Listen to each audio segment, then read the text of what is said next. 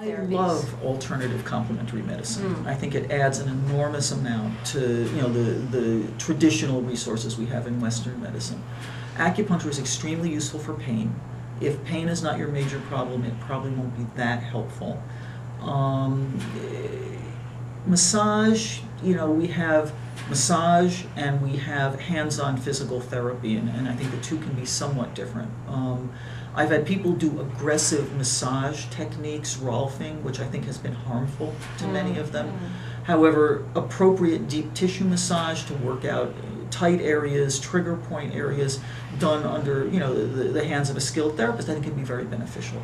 And a good massage is very comfortable, but I think the things you have to be wary of are the more aggressive, non-supervised massage techniques, which can cause damage. What can you say about rehabilitation professionals, PT, OT, speech therapy, and what they have available for continuing education in post-polio, besides my annual lecture? I think across the United States there are several courses that are offered. It depends if the individual therapist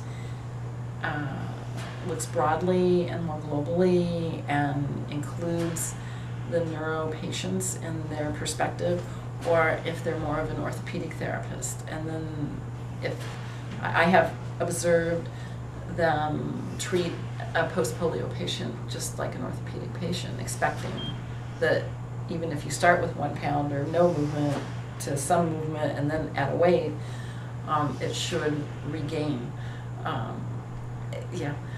Versus you start somebody out with 30 repetitions of something, they will get worse. There's no question. And I think that's that simple thing.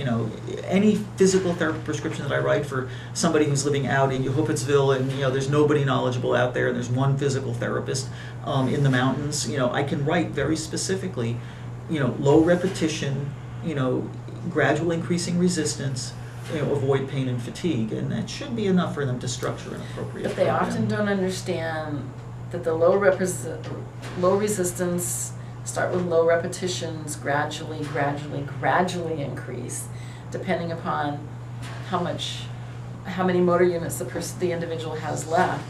You may be able to move faster than a snail for some, and it's still a snail or slower for others, and they're not at that level. We do have the World Confederation of Physical Therapy that meets around in different areas, and then 2 years ago there was in Salt Lake City, Utah, there was a huge neuro meeting that I went to, and people from other countries came, and we covered many diagnoses and strategies for different diagnoses. So including post-polio? So I think it just depends what arena you're in the physical therapy world. But I think rehabilitation psychology might be a very good group of healthcare professionals to explore a little bit, make sure that they're knowledgeable about post-polio.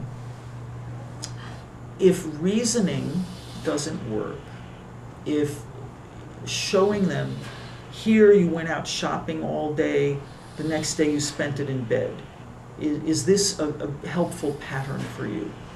And some people are willing to accept the fact that they can go out and do everything they need to do on one day and spend the rest of the week in bed, and they're comfortable with that.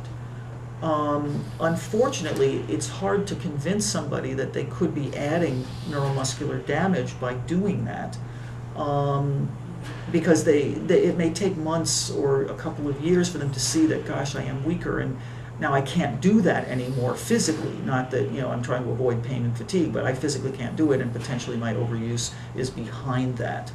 So it's kind of like, after the fact they realize, oh, I shouldn't have been doing that, and then it may be a little too late. I think working in support groups, attending support groups, sharing things with other individuals who have already learned their lesson can be very helpful.